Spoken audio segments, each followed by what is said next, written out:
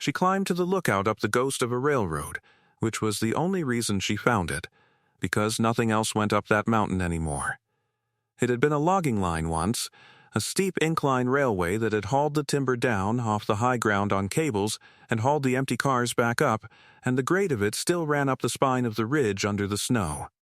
A straight cut climbing where no natural path would climb, the ties long rotted and the rails long pulled, but the line of it holding.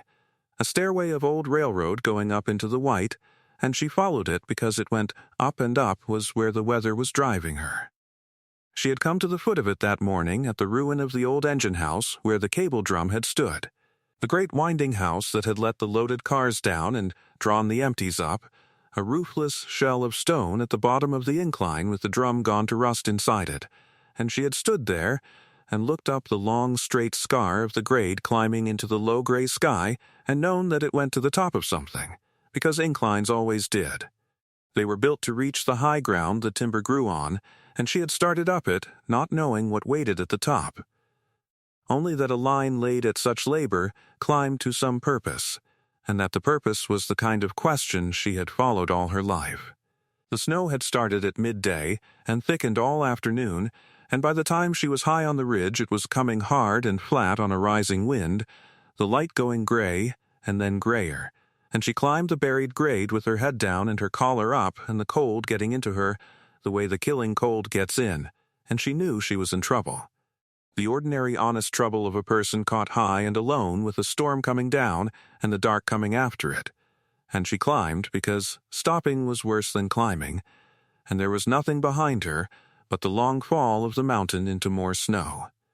She was 24 years old, and she carried the whole of what she owned on her back, 30 pounds of it. The folding knife and the matches in the bread bag and the tin cup and the candle stub and the soft notebook with the pencil and the little under $9 folded in the back that she had not needed to spend in some days. She wanted little enough that she could carry all of it up a drowned mountain in a rising blizzard, but she could not carry warmth. And warmth was the only thing she wanted now. She knew the cold she was in. It was the second kind, the clear killing cold that a storm brings down off the high country. Not the wretched cold of a doorway, but the cold that means to end you, and she felt it doing its patient work. The numbness climbing her hands past the wrists and her feet past the ankles, the shivering that had been violent going quiet, which she knew was the bad sign,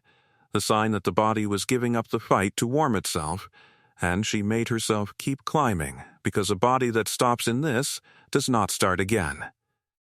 The grade climbed on into the white, with the wind screaming across it, and she had begun to do the arithmetic she did not like doing. The reckoning of how long a person lasts in this, an hour, less, and she had begun to look, without letting herself know she was looking, for the hollow or the deadfall where a person lies down at the end. When the grade leveled at the top of the ridge and the storm tore open for one moment the way storms do, and showed her, up ahead on the very crown of the mountain, a building on legs. It was a fire lookout, the little glass-walled cabin on a squat timber tower that the Forest Service had built on the high points to watch the country for smoke, and it stood on the crown of the ridge with the storm breaking over it, snow driving through the rungs of its tower and plastering its windward side white, and it was plainly long abandoned. The paint gone and a shutter banging somewhere in the wind, but it was a roof and it was walls, and it was the only made thing in all that white-killing country, and she went to it the way a drowning person goes to a spar, not thinking anymore, only going. She did not remember, afterward, most of the last of that climb. The cold had taken the thinking part of her by then, and left only the going. The animal that keeps moving toward the shape of shelter after the mind that chose the shelter has gone dark, and she was that animal for a while, floundering up the last of the buried grade and across the drifted crown with the wind trying to put her down, and the tower coming closer through the driving white. The tower was short, a single flight. The lookout set just high enough on its legs to see over the trees that no longer stood, and she climbed the snow-caked stairs with her numb hands on the iced rail and came up onto the little catwalk that ran around the glass cabin, the wind trying to tear her off it, and she came to the door, and it was not locked. its latch worn bright in the middle of the weathered wood by a hand that had used it, and she got her dead fingers to it and lifted it, and half fell through into the sudden stillness out of the storm, and pulled the door to behind her against the wind, and stood in the gray dim of the Snowbound lookout, shaking too hard to see straight. And she was not the first. The cabin was one small square room walled in windows gone white with driven snow, and it had been a home as well as a watch-post, and she saw it in pieces as her eyes cleared and the shaking eased. A narrow bed in a corner, a table, a stool, shelves, a lantern, and in the center of the room, where the whole life of a snowbound cabin turns, a small iron stove. And the stove was laid ready. She saw that before she saw anything else. Saw it and did not understand it, and then understood it and had to sit down on the floor for a moment under the force of it. The stove door stood open, and inside, laid on the grate the way a person lays a fire they mean to light, was a careful nest of dry kindling under a cross of split wood, tinder tucked beneath it. Dry as the day it was split, kept dry all the years by the shut stove and the shut room, and on the little shelf beside the stove, weighted under a stone against the years, was a tin box, and she knew before she opened it what would be in it, and she opened it, and there were matches. Dry matches in a waxed twist of paper, and a folded square of birch bark for the tinder, laid there ready, laid there for her, or not for her, laid there for whoever came, for whatever frozen stranger climbed out of whatever storm and needed a fire more than anything in the world, and had no strength left to build one, and found one built, waiting, needing only a match. She understood the whole of it in the space of a breath, kneeling there with the tin box in her ruined hands. Understood that this was not a thing forgotten or left by chance, but a thing done on purpose, with care, with a particular stranger in mind who had no face yet because they had not come yet, a fire laid by someone who had imagined exactly her, exactly this, a person arriving at the lookout with hands too frozen to build the fire that would save them, and had reached across all the years between to build it for her in advance. She struck a match on the second try, her fingers barely closing, and touched it to the birch bark and the tinder, and the fire took, and caught, and climbed up into the laid kindling in the split wood, and the little iron stove came alive, and warmth began to fill the snowbound room. And she knelt before the open stove door and put her ruined hands toward the flame and wept, from the cold and the warmth and the kindness of a stranger she would never meet, and there was no one to see, which was the only way she would have allowed it. When the worst of the cold was out of her and her hands would close again, she fed the stove up and lit the lantern, and the little cabin came warm and gold around her, with the blizzard screaming white against the windows on every side, and on the table, weighted under a smooth stone, there was a book. And she took it up and carried it to the stove's light, and she read it, because the book was the kindness, and the book was the rule. And she had learned in a rising tank, and a laboring train smoke, and a flooding pier, and a burning flue, and a whipping wire, and a rolling crane, and a ceiling storm never to sleep in a stranger's house, without first reading the thing the stranger left to be read, and she was warm enough now, at last, to read. She had been the fire lookout, the last one, and she had watched the mountain for a lifetime of summers. She wrote of it in a fine weathered hand, the long summers alone on the crown of the ridge with the whole country spread below her, watching for the first thread of smoke that meant a fire starting somewhere in all that timber. The days of nothing and the days of everything. The storms that came up the valleys, the lightning she counted and mapped, the smokes she caught small and called in before they grew. A lifetime of watching over a country that never knew her name, keeping it from burning by the sharpness of her own eyes from the little glass room on the height. She wrote of the loneliness of it and how she had come to need the loneliness the way other people need company, of the whole summer she might not see another face and would not have traded a day of it, of the country changing through the light of the long days, and the drifter girl read it and felt the old kinship rise, the recognition, because this was a woman who had wanted what she wanted. The high solitary watching, the being alone above the world and glad of it. She had loved it, the watching, the being the one awake and looking while the country slept below, and she wrote of the winters too. For she had wintered over when the service would let her, and then when it would not, staying on in the Snowbound lookout after the summers of her employment ended. Watching a country there was no longer anyone paying her to watch, because she could not, she wrote, make herself come down off the mountain she had watched for 40 years, and sit in a town and let the height go unwatched, and so she had stayed, summer and winter, keeping the lookout. And it was she who had laid the fire ready, she wrote, at the end of every season. Before she went down or before she slept, the stove always laid, the matches always by it. Because she had come up the mountain half dead in a storm herself, once, long ago, at the start of it all, a young thing with nothing, and had found a fire someone before her had left ready in that same stove, and had lived because of it, and had vowed then, kneeling before that stranger's fire the way the drifter girl had just knelt before hers, to keep a fire always laid in that stove for whoever came next, forever, a promise she had kept for 40 years and meant, she wrote, to keep with her last laying, so that the kindness that had saved her would go on saving whoever climbed out of the storm after her, down all the years. One laid fire to the next. And she wrote about the danger, because there was a danger, and it was the stove, the very thing that saved you,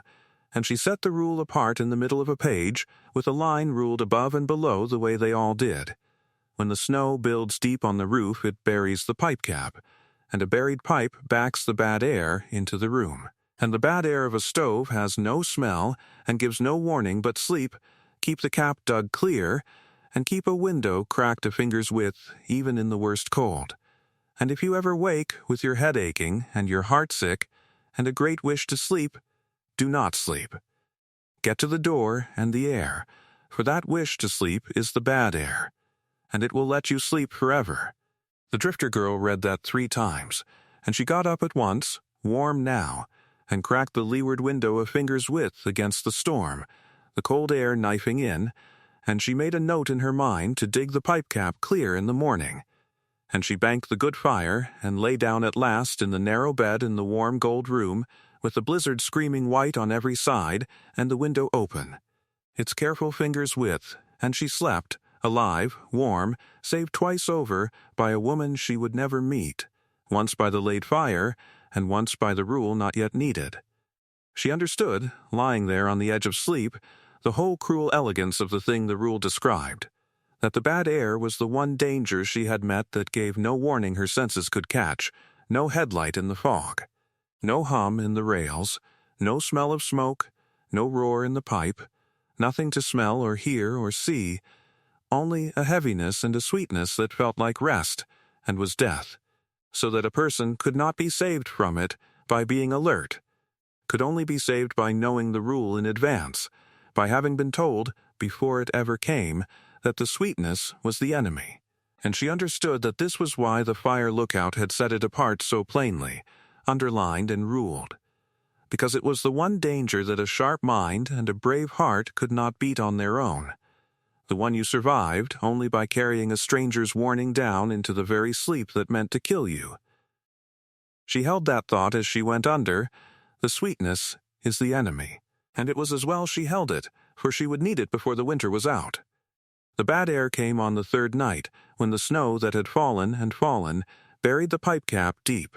as the rule had warned. It had snowed for 3 days without stopping, the great storm settling over the mountain and burying the lookout to its windows, the snow building on the low roof deeper and deeper, and she had dug the pipe cap clear the first morning and the second, wading out onto the buried catwalk into the storm to clear it, but on the 3rd day the storm was so wild she could not get out, could not stand on the catwalk in the wind that would have taken her off the mountain, and she had told herself the cap would hold, that the snow would not build so fast, that she would clear it the moment the wind dropped, which is the thing everyone tells themselves before the bad air, the small reasonable lie that lets you not go out into the storm. And she had kept the stove burning against the terrible cold, because to let it die was to freeze, and so she had faced, without quite letting herself see it, the choice the mountain gives you in a 3-day storm. The stove that kills you slow with its bad air, or the cold that kills you slow without it. And she had chosen the stove, as anyone would. As the fire lookout had surely chosen it many times, the difference being that the fire lookout had known to crack the window and watch for the sweetness, and the drifter girl had cracked the window but had not yet, that third wild night, truly believed in the sweetness, and the snow had built on the roof and around the pipe faster than she believed it could, and had buried the cap. And the bad air, having nowhere to go up the blocked pipe, had begun, slow and scentless and patient, to back down into the room. She did not smell it, because it has no smell. She did not hear it, because it makes no sound. She only slept, and slept heavily, more heavily than she should have, and in the deep of that third night she half woke, with her head aching as though it would split, and her heart going sick and wrong in her chest, and a great warm heavy wish to sink back down into the sleep she had come up out of, a wish so strong it was almost sweet, and she nearly did. She nearly turned over and let the sweet heavy sleep take her, and then the rule came up through the fog in her aching head, that wish to sleep is the bad air, do not sleep. Get to the door and the air, and she understood, dimly, slowly, fighting the fog for every thought, that she was dying, that the sweetness was the dying, and she made herself move. She could barely move. That was the terror of it, that the bad air had already taken her strength along with her wits, and her body did not want to obey her, wanted only the sweet heavy sleep, and she rolled out of the bed onto the floor because she could not stand, and she crawled across the little cabin toward the door through a mind gone thick and dark, holding the one thought the rule had given her, the door, the air, the door, the air. It was the hardest thing she had ever done, and it was only crawling across a small room, a thing a child could do, and she could barely do it, because everything in her that the bad air had touched, which was all of her, wanted her to stop, to lie down on the good floor halfway to the door, and rest. Just rest. Just for a moment, and the wanting was not like the ordinary wanting of a tired body, but a sweetness, a warmth, a lie the bad air told in her own voice, telling her she was safe, she was warm, she could sleep, and she knew it was a lie only because the rule had told her it would be a lie. Do not sleep. That wish is the bad air, and she held to the rule the way she had held to the rungs of every ladder in every killing place, not trusting her own sense, which the bad air had, but trusting the rule, which it could not reach. And she crawled on. She reached the door and could not make her hands work the latch, her hands that would not close, and she got up onto her knees against the door and worked at the latch with the heels of her hands, with her whole failing weight sobbing for breath that had no good in it, and the latch lifted, and the door fell open, and the storm and the cold and the clean air came in over her in a roaring white flood, and she fell forward into it, out onto the snow-buried catwalk, into the screaming blizzard, into the killing cold that was, in that one way, the saving of her, and she lay in the snow and the wind and dragged the clean cold air into her, breath after breath after breath of it, the bad air going out of her and the good coming in, her head clearing by degrees, her heart steadying, the sweet heavy wish to sleep drawing back and letting her go, and she lay there half in and half out of the door in the storm until she was sure, until she knew she would live, and then she understood that a woman 40 years dead had reached out of a page and taken her by the collar and hauled her up off the bed and put her out the door into the storm, had known the bad air would come for whoever kept the stove, and had written the one thing that would cut through the sweet fog and reach a dying mind, do not sleep, get to the air, and it had reached her, had reached down into the dark where she was drowning, and pulled her out, a rule set apart on a page. She did not go back in until she had cleared the pipe. Half frozen, still sick, she waded through the storm along the buried catwalk to the pipe cap and dug it out of the deep snow with her hands and her tin cup, dug down and down until she found it and cleared a wide space around it so the snow could not bury it again in an hour, and only then, with the pipe drawing clean, and the bad air gone from the cabin on the flood of storm air. Through the open door did she go back in and shut the door and crack the leeward window its fingers width, and sit down on the floor by the stove and shake, and it was a long time before the shaking stopped, longer than any of the others, because this danger had been the quietest and the nearest, the one that killed you in your sleep with no fright at all until the fright at the very end. And she sat by the good, clean drawing fire in the warm room and understood how close it had been, how close the sweet sleep, and then she took up her notebook with hands that still trembled and wrote the rule first, before anything, the way she had come to do: keep the pipe cap dug clear, keep a window cracked a finger's width, if you wake with an aching head and a wish to sleep, get to the air. Do not sleep. She underlined it 3 times, and below it she wrote a second line: she laid the fire that saved me and left the rule that saved me again. She looked at that a while. Then she went on. The days took on a shape, though they were all one white shape at first, while the great storm blew itself out, and then the mountain lay still and buried and dazzling under a hard blue sky, and she dug the lookout out and learned it and kept it. She kept the pipe cap clear above all,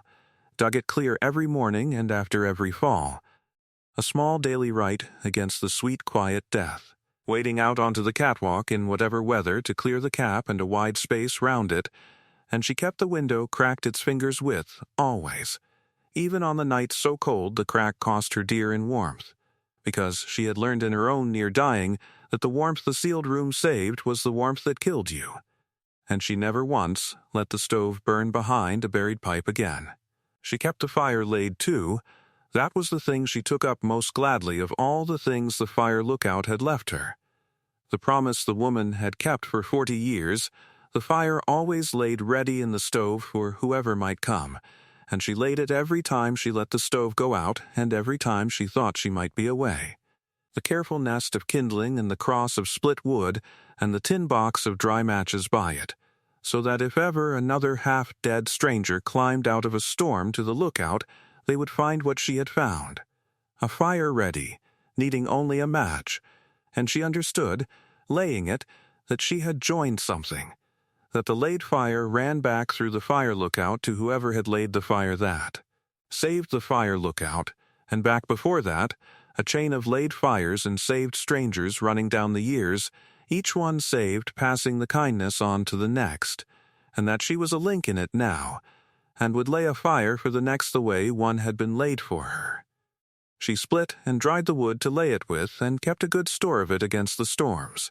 And she watched the country from the glass room the way the lookout had, the whole white world spread below her, and though there were no fires to catch in the snow, she watched all the same, because a lookout watches, and she learned the mountain, and drew her water from snow melted on the stove, and left untouched the small things that had been the fire lookouts. Out of the courtesy she paid all of them. She never learned the whole of her. She did not expect to. But she came to know the shape of the woman's mind by keeping her lookout and clearing her pipe and laying her fire, and she thought that the fire lookout had been the kindest of all the keepers she had found, kinder even than the signalman with his beacon, because the signalman had kept a light against the dark for the idea of light, and the fire lookout had kept a fire laid against the cold for the body of a stranger, a warmth meant not for the world in general, but for one cold person in particular. Whoever they turned out to be, a kindness aimed across the years at a single pair of frozen hands, and it had reached the drifter girl's frozen hands, exactly as it was meant to, and she thought that was the truest kindness there was, the fire laid for a stranger you would never meet, and never know had come. And she thought, too, of the strange completeness of what the woman had left her, that the same person who had laid the fire that saved her life had written the rule that saved her life again, that the fire lookout had known both faces of her own kindness, the warmth that saved you and the bad air that warmth could bring, and had left both,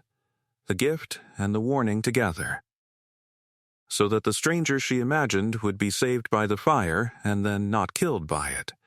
carried across both dangers by one dead woman's care. It was the whole of what any of them could do, she thought, the keepers, to imagine the stranger who would come, and to leave them everything they would need, the fire and the rule, the capstan and the latch, the drain and the shutter, and to trust that the stranger would come and read and live. And the drifter girl, keeping the lookout now, laying the fire now, understood her, the way she had come to understand all of them, and understood by now past any doubting that these places were not chance, that a girl who climbs the drowned grades of the world up into the killing white is exactly the person the keepers had laid their fires and left their rules for, the one who would come at the last, half dead, and find the fire ready, and live, and lay it again. On an evening in the deep of the winter she sat in the glass lookout by the ticking stove, with the lantern lit, and the fire lookout's ledger closed under its stone, and her own notebook open on her knee, the window cracked its careful fingers width, the pipe cap dug clear above, the whole white mountain lying still, and moonlit and enormous below the glass on every side. She had come to love this place past any of the others, she thought, not because it was the safest, for she had nearly died in it worse than anywhere, but because of what it had shown her, the chain of laid fires and saved strangers running back into the years, the thing she was part of now, and she found she thought less, here, of the walking that had brought her, of the road that had always pulled her on before, and more of the next stranger, the one who would climb out of some storm years from now to find the fires she kept laid, and she wondered about them, whoever they would be, the way the fire lookout must have wondered about her, and she found she wanted to lay them a good fire, and a clear rule, and leave them well provided, the way she had been left. She was 24 years old. She had a folding knife, a box of matches, a tin cup, and a little under $9 she had not spent, and now had nowhere to spend, and did not miss. She had a home on the crown of a mountain in a glass room above the world, a stove she kept clear and safe, a rule that had hauled her up out of the sweet sleep, and a fire she kept always laid for whoever might come next out of the storm, and a book she had not written full of the kindest of all the lives she had found. She turned to a fresh page and smoothed it flat with the side of her hand, and below the glass the buried mountain held the moonlight, and the fire in the stove ticked warm, and the laid fire waited in the tin box for the next frozen stranger down the years, and she began to write, in the fine weathered hand she was learning from a fire lookout 40 years dead, the first line of the keeping of the only home she had ever made her own.